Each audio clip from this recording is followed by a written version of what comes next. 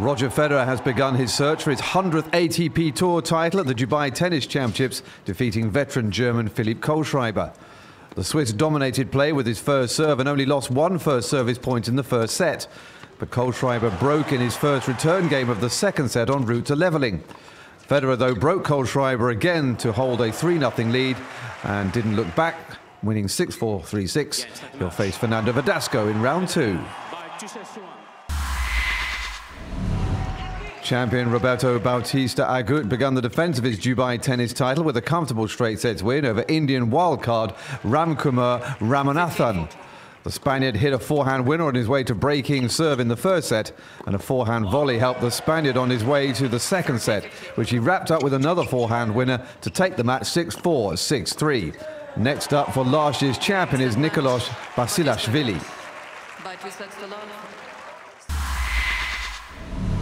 Georgian Nicolas Basilashvili reached round 2 in Dubai after he continued the up-and-down year, being experienced by 4-seeded Russian Karen Khachanov.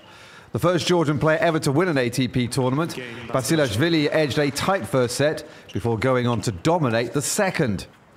Losing just one game, he closed out a straight sets victory 6-4, 6-1 to set up his second round test against the reigning champion Bautista Agut.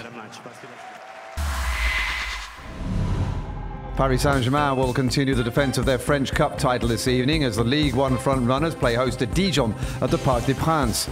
Two more quarter-finals on Wednesday, with Rennes entertaining second-tier side Orléans and Lyon hosting Caen. Nantes tieway at fourth-tier Vitré is scheduled for next week.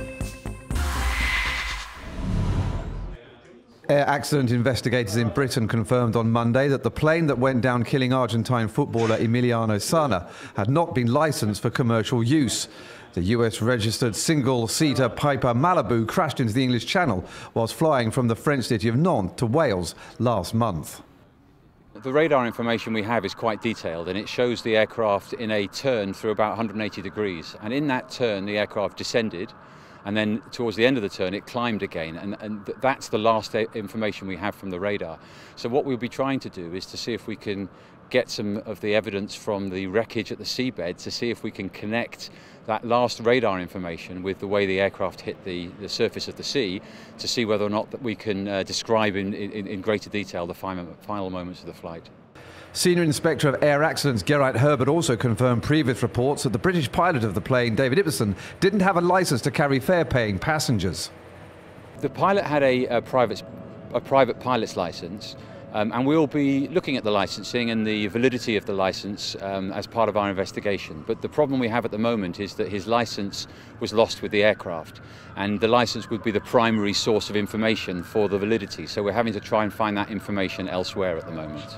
Sala's body has been recovered from the wreckage at the seabed around the Channel Islands, but Ibbotson's is still missing. A full report on the doomed flight will come in due course.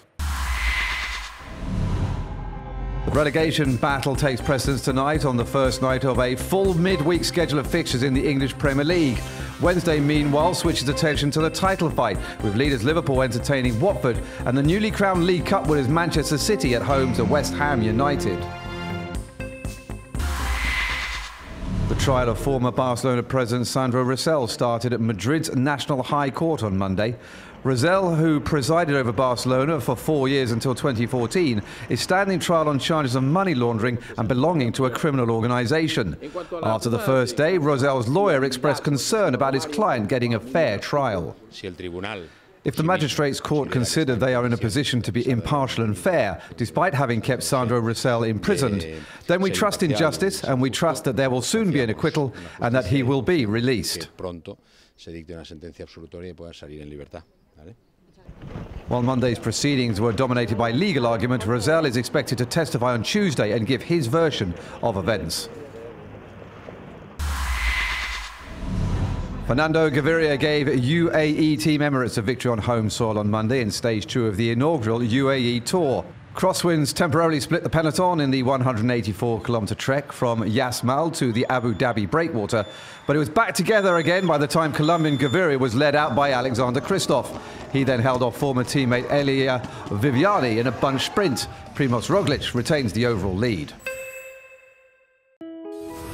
France 24 es rigurosidad, precisión y responsabilidad. Somos una familia comprometida con el periodismo y la verdad. C'est une des seules chaînes d'infos où on nous laisse jouer en plateau avec des Legos, avec des robots, avec tout un tas d'objets. We take a return ticket to revisit some of the key people and places of the last 50 years of world television news. على فرانس 24 يمكننا أن نحاور أصحاب القرار من العالم في كل الميادين ولدينا المساحة لكشف ثنايا مسيرتهم. Aquí en France 24 tenemos a varias personas de distintos países, algo que es un reflejo de cómo es Latinoamérica, con culturas muy distintas. Y allí es muy bonito encontrar que en el deporte todos tenemos algo en común. Les femmes, elles sont souvent victimes de l'actualité internationale, mais ce sont aussi des actrices majeures de la géopolitique. Et d'ailleurs, on en parle dans France 24.